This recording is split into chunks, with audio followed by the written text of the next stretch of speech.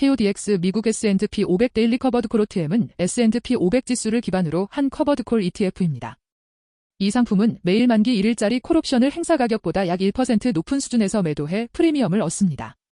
덕분에 시장이 하루 1% 이내로 오를 때는 수익을 따라가지만 그 이상 오를 경우 상승폭이 제한됩니다. 반면 시장이 하락할 때는 콜옵션 프리미엄이 완충 역할을 해 손실을 일부 줄여줍니다. 매일 리밸런싱하며 월 단위로 분배금을 지급하는 것이 특징입니다. 2025년 10월 기준 운용자산은 1,099억 원으로 꾸준히 증가하고 있습니다.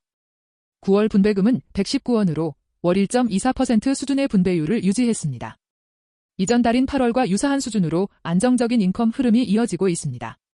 또한 10월 20일에는 KB증권과 유동성공급자 계약이 체결되어 거래 안정성이 강화되었습니다. 전반적으로 자금 유입과 시장 조성 체계가 안정적으로 작동 중입니다. 이 ETF의 핵심은 매일 S&P 500 지수를 추종하며 만기 1일짜리 콜옵션을 행사가 약 1% 외가격 수준에서 매도하는 전략입니다. 이를 통해 얻은 프리미엄으로 월 분배금을 지급합니다. 월 상한 1.25%를 넘는 금액은 현금으로 지급되지 않고 기준가에 남아 재투자됩니다. 이 구조는 투자자에게 안정적인 배당을 제공하면서 동시에 기준가 하락을 완화하는 역할을 합니다.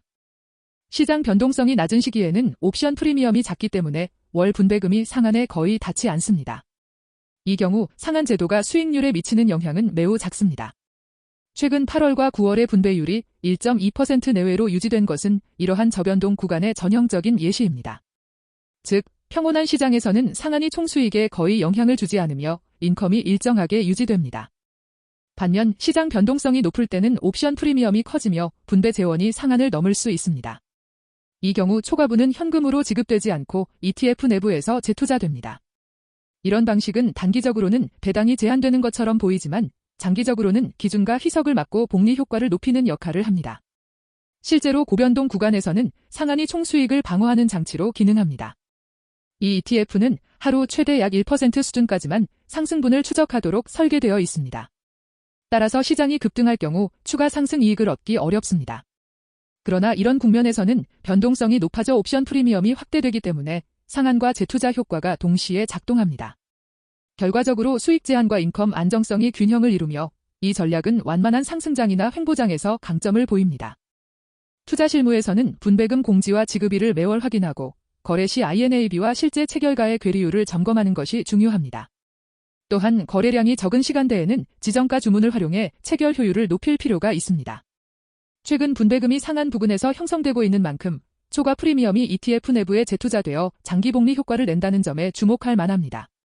결론적으로 월 1.25% 분배 상한은 단기 현금 배당을 제한하지만 장기적으로 총수익을 안정시키는 장치입니다. 변동성이 낮을 때는 영향이 거의 없으며 변동성이 높을 때는 오히려 기준가 방어에 긍정적으로 작용합니다. 최근 운용 규모 증가와 안정적인 분배 이력을 보면 상한 제도는 안정성과 성장성을 함께 확보한 구조로 평가됩니다. 이 ETF는 단기 배당형보다는 장기 인컴형 자산으로 접근하는 것이 바람직합니다.